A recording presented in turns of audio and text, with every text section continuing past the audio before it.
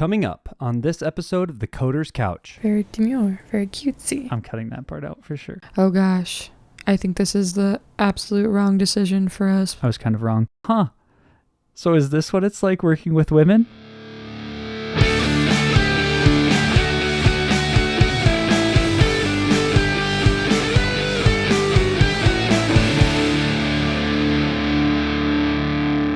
So would you be willing to describe and just walk through this transition from your perspective? Guess we've kind of covered it. Unless you feel like we've covered it, then we can just skip over that. I don't know. I feel like maybe we covered it. I don't know that I have much else to say because I think from my perspective, it was all positive. There was never any feeling of like, oh gosh, I think this is the absolute wrong decision for us. I think from the beginning, I felt it very deep down like, yeah, this is the path that we're supposed to be following. So, and I think I covered that a little bit earlier too. Yeah, that's really good because if it hadn't been the right path, then you would have let me know about it. I would have, yeah. You're not one to let somebody continue on doing something stupid. No, sir, no, ma'am. That's why you're so good at your job, keeping people in line. I mean, my last actual planned question was, what skills do you think we have that will really help us through this next season? And what new skills do you think we'll have to learn in the transition? I think one of our biggest skills is communication.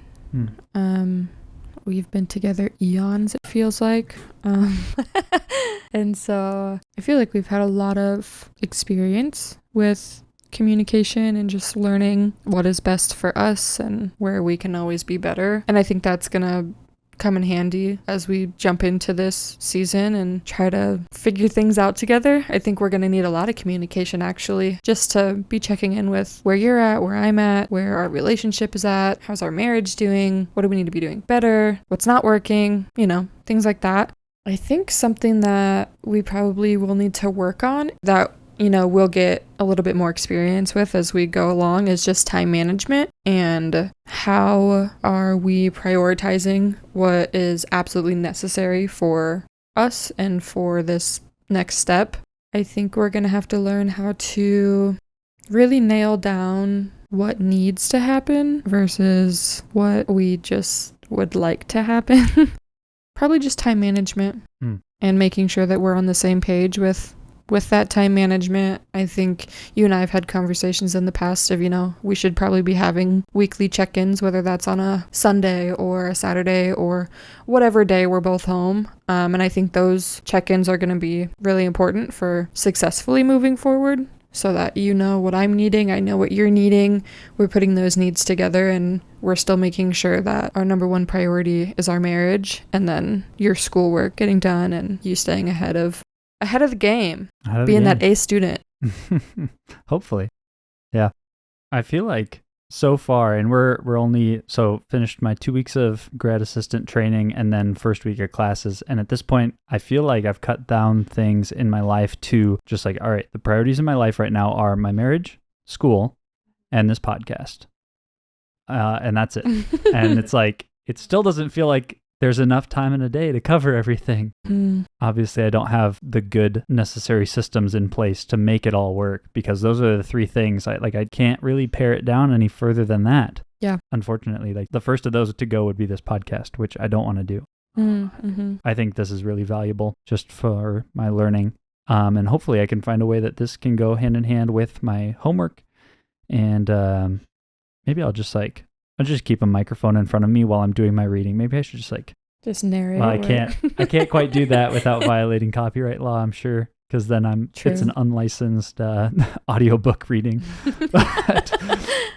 But yeah, I would agree with you. I think communication is probably one of our strongest. I still remember, even though it wasn't even close to a year ago when we met with our mentor couple for premarital mentoring is what it really was. It wasn't really premarital counseling.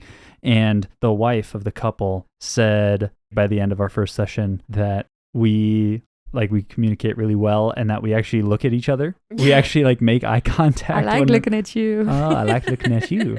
That we actually make eye contact when we're talking to each other, which apparently that kind of caught me off guard. Apparently that's a surprising thing. And that some couples just don't look at each other. I could understand it if couples are primarily just sucked into their phones, which unfortunately is very common for especially people our age. But that was surprising, felt good. I think we do a really good job of that. Mm-hmm. You and I were just talking about this, was it last week, 2 weeks ago, maybe, week and a half ago-ish? Split the difference. Split the difference. A week and a half ago, that in our junior year, there was still that day. I mean, I remember that day where we kind of figured out, and it clicked, at least for me, that communication is so underrated. Mm-hmm. And just having this thought of like, wait a minute, I could just like tell you what I'm thinking and feeling, like, oh, that feels kind of weird. That's crazy. Yeah. And I think ever since then, I remember in the first like couple months after that day, I was thinking like, oh man, our relationship has just gotten so much easier. And you don't have to like guess, you don't have to like pretend to or try to read each other's minds. Yeah. And there's less of the fights of like unmet expectations. Yep. We still have that occasionally. Mm-hmm. But if we can just tell each other, here's what I'm thinking for today, here's like the plan for today, or here's what I plan on doing tonight, or you pissed me off for this reason, or for that thing, or like here's how it made me feel. That just eliminates, I think, so many unnecessary problems, or it just simplifies things so much. And so communication since our junior year of college, which has been, it's been like 7 years since freshman year. So like at least 5 years. Yeah. So 5 years ago. Something like that. I think we really started pouring into communication. We've read some books on it and just spent a lot of time. I think we spent a lot of time having disagreements and then working through those, that we've gotten to know each other really well and have learned how to communicate to one another. Yeah. And I think while I would say we are very good at it, I think that it's probably going to be a whole different, or maybe not a whole different challenge, but we're definitely going to have to work on that in this new season as well, just as we're stepping back into busier things. Just being intentional with that communication and making sure that we are speaking our minds when we need something. I know I tend to just sit in the background a little bit and just like go along for the ride, and then sometimes that just like builds up for a couple weeks, and then that's when we have our disagreements of unmet needs. And so especially as we're trying to figure out time management, what does spending time together look like now, I think communication will be a huge thing for us to continue focusing on. Right. My mind goes to when we were doing long distance and we lived 2 time zones apart. I lived in Atlanta, you lived in Denver. Oh, that was so fun. So fun. And I think some of the things that I learned during that period was I had to really, and I kind of knew like, it's going to be hard and it's going to take a lot of extra communication, but just the additional clarity that comes with almost over communicating. Mm-hmm. I think it was probably better, especially in that season, to communicate too much than too little. Yeah. Just so that we can be on the same page. And if I say something of like, here's what I plan on doing today, here's my entire plan, and like you don't care, at least you know, and then you can disregard it if you want. Mm-hmm. So my mind goes to that when we're entering this season, because again, it's basically like we're not seeing each other as much. Yeah. We see each other in the morning and then at night at the very least. Yep. So communicating for me, if I get to campus, I don't know, just so that you know I make it safely, or if... Yeah, so I don't think you died. Right, exactly. So you know I didn't get in a car accident on the way there. Mm-hmm. And then when I'm leaving campus, mm-hmm. and then asking about what are we thinking for supper tonight if we didn't already have a plan, or communicating like, hey, I've got a lot of homework that I really need to get a jump on tonight. So probably won't be a night for making supper, watching a movie, and hanging out, unfortunately. Mm-hmm. All of that communication, even the things that I think aren't worth communicating or maybe should be obvious to you, or they're obvious to me and then I think they're obvious to you too, and they're not. Communicating all of those things as well. Yeah, it'll just be different. Mm-hmm. Yeah, I'm curious to see how it goes, because, we're going from working at the same company, working the same hours, sometimes carpooling to work together, seeing each other, whenever we really wanted to throughout the day, and always Teams messaging one another, to now we don't work together, we don't get that carpool time, I can't just walk over to your desk and start spewing about my day or asking what you're doing. And yeah, so now what does that look like? Mm-hmm. Going from the constant communication to I get maybe 4 text messages from you in a day now, and Right. just being intentional with the time that we're given to communicate, because it's not as often as it used to be. Mm-hmm. Right. Yeah. Yeah. I'm trying to focus on my work when Yeah. when I'm at work so that I can make sure I do a good job, which involves, just like any normal job, staying off your phone, which we did at the old job, but we also just had the internal Yeah. Microsoft Teams messaging that we could just do. So that helped things, eased communication, and was just more communication that we were having during the day. Mm-hmm. So certainly a noticeable decrease in our opportunities for conversation, which Yeah. I think when you have fewer opportunities to communicate, you probably want to take advantage of them and make them worthwhile when you have them, Mm-hmm. I think. So those check-ins that you mentioned, those have been good Mm-hmm. and I think very helpful for us. And then maybe staying up the extra, 15 minutes, whatever. Sometimes an hour. sometimes an hour to sit in bed and unpack the day. Just talk, yeah. Just to talk. And I really enjoy that. Mm-hmm. I think that's good. I think it's good for us. Yeah. I've noticed too that because we're not talking, every minute of the day, I have found myself being more aware of when you are talking to me, like not being on my phone. You had mentioned, couples being absorbed in their phones and stuff a little bit earlier. And that was just making me think like, yeah, our primary form of communication when we were working together was through a screen, whether I was texting you or I was Teams messaging you. And now our primary form of communication is actually face to face. Which is great. Which it kind of sounds silly saying that out loud, like being married, 8-9 months or whatever, and now we're just having primary face-to-face conversations. But I have noticed recently that I need to focus a little bit more on putting my phone down so that we can be intentional when we are having those conversations, because we don't get them often. And I mean, that's been good for me so that I am not totally absorbed in my technology, because I'll admit it, I get sucked into TikTok, everybody. The tic-tac. Yeah.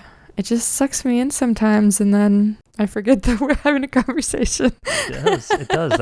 That's its goal. That's why TikTok hires psychologists to suck you in and keep your attention.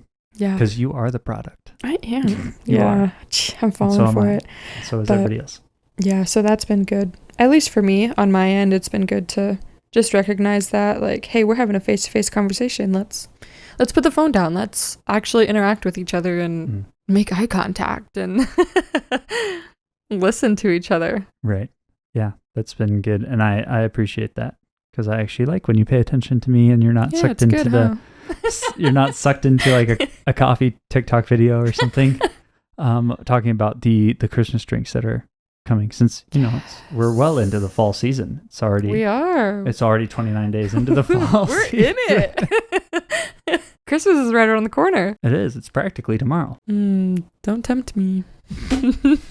I'll get the Christmas stuff out. Don't tempt me. No, don't do that. Don't do that. Any other questions you have for me, husband of mine?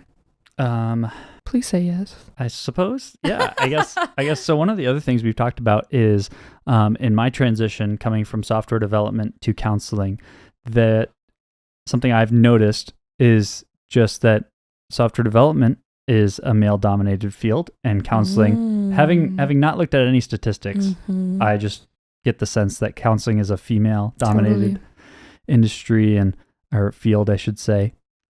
And so part of my graduate assistant work is like counseling related, counseling adjacent, I suppose. I work with a lot of college advisors and the support staff that goes along with it, and academic recovery programs, things like that. And it just so happens that all but one of my coworkers in my graduate assistant position are women.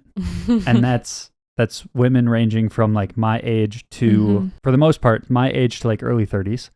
And then there are a couple that are probably older than that. But it's just like I now go from spending most of my time with men at the office to now I'm spending most of my time with women. Granted, I don't really work closely with any of them, but that was another conversation that we had, and I had asked, how do you feel about me spending so much time like working with women, Mm-hmm. and especially women that you, at the time of our conversation, women that you hadn't met and that you just, I don't know, you only knew them through what I had already told you, which at that time wasn't much. Yeah.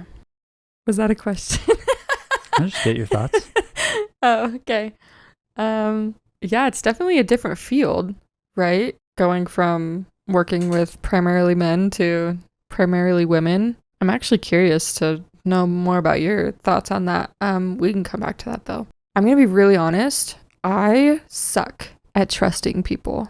It's like not a very strong suit of mine. I just tend to overthink a lot of things. And so going into a primarily female driven area, I think that I had known from the beginning that that's probably what it was going to be. I maybe only know like one male therapist. And so just like basing it off of what I've experienced in life, I've only ever seen female therapists. And so I was aware that going into it was going to be a female heavy area. And so just from the beginning, I don't know. I was really hoping that, you would go into this and almost everybody would be like married and it would just be fun. Everybody talking about their spouses, which I think for the most part, a good majority of them are married or getting married, I think. I think so. Yeah. But I had to try and not overthink it too much and just trust you and trust them. And it's not my first instinct, but I got to meet a couple of them when you started classes and definitely made me feel a lot better. All of them that I met are very personable, which is really great. Also, definitely, I don't know. I think I have a hard time thinking like women are mature, which is crazy. I think I'm mature, but when I think about other women, I'm like, there's no way that they're mature. And I think in this specific area, I was forgetting that the women that you are going to school with are like, this is a graduate program and not just freshman year of college. Yeah, we're all professionals. Yeah. And so I had to rethink and kind of get into that mindset. And truly, my like mistrust has nothing to do with you. It's just all inner critic, self-talk, whatever. I'm a 6 on the Enneagram. So if anybody knows what that is, it's just like overthink everything, no matter what. We could have the most trusting relationship ever, and I think my mind will still go to the worst possible thing. And that's not even just for like our marriage, but like even with some of my like best friends, if we have plans for something and they back out or they have like a family event come up, it's like my brain is just straight to the worst thing that could have possibly happened, or I don't know. It's weird. I've been talking about not being trusting for a while. Maybe you can cut this section out. What was your initial question? Just getting your thoughts on me working with Oh women. yeah, being in a female-driven environment. I think I'm getting more used to it now that I've gotten to meet some of your coworkers and maybe some of the people who are going to be in your classes. That I don't know if I would call it a fear or necessarily what it is, but I just feel better overall, which is usually how it goes. I don't trust people easily until I've met them, and then once I've met them, I'm like, oh, actually, you're pretty cool. I had nothing to worry about, so tee hee hee, la la la la la, let's go. And so I feel like that's where I'm at now, is just like, oh wow, there's a lot of really cool people that you get to work with and get insight from and walk alongside with, and whatever it might be, and that's cool. Right. I think most of the women that I work the most closely with are married or dating somebody, and so there has been a lot of like for them, like, my husband does this and this is what I like, my husband and I enjoy doing these activities together, or things like that. And then of course I think I've mentioned you probably every single day in class or at work or anything, and to the point where now I've got the other GAs and my other classmates asking about you and like, what do you do and what's your like, what do you guys like to do like outside of work and school and things like that. And so that helps establish healthy boundaries. It does. And so that is good. Yeah. And I'm grateful that going back to what you had said about the women being mature, it does help that they're also in the counseling program with me, and so they are mindful about healthy boundaries and healthy relationships and the impact of what unhealthy boundaries can lead to. And the hurt that it can cause, the damage that it can cause. And so I trust that I don't have to worry too much. I suppose if there was an industry to work in with the opposite sex, then this would probably therapy, baby. This would probably be it as far as me entering into that. Yeah. Yeah, I think it'll be good. It's definitely a switch from male heavy to female heavy, but yeah, I think it'll be interesting because men and women are just wired differently. And so I know that I've seen a difference from when I worked at a place that had primarily females to now I work at a place where I'm literally the only girl on the team. I'm just going to say it. Women are nicer. They encourage more. They share their emotions a little bit more than men do. And so I think it's good to experience both sides of that. I can agree with that because by day 3, and I had mentioned this to you, by day 3, I had already received 3 encouragement cards. Yeah. One from my boss, one from my boss's boss, and then one from our Culture of Care Committee, which is a couple of my coworkers that I think kind of do that on a semi-regular basis or something like that, just help promote encouragement around the office. And so I think, as far as my thoughts on working with women, there hasn't been, I would say the encouragement card thing has been the most noticeable. And that's, I think, once I had received more than one, then the thought crossed my mind like, so is this what it's like working with women? Because like I feel extra appreciated. Yeah. So, we're like that.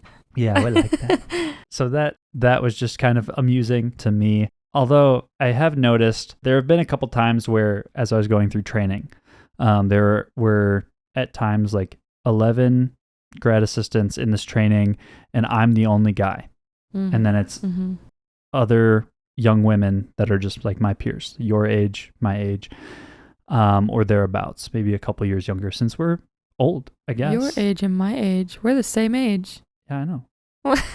Yeah, so it's your age and my age. So we're... Yeah, you're right. We're old, so we've been out of school for a little while, and now I'm going back. Old.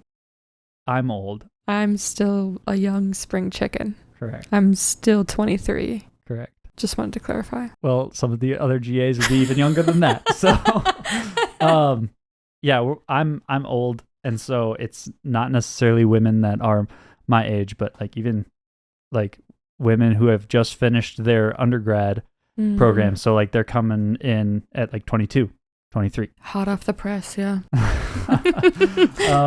And so being surrounded in the trainings and then some other meetings within the department, there's been nothing too noteworthy or negative or anything, but I think in the back of my mind, there might be the occasional, like, did this interaction play out the way it did because I'm a man and they're a woman?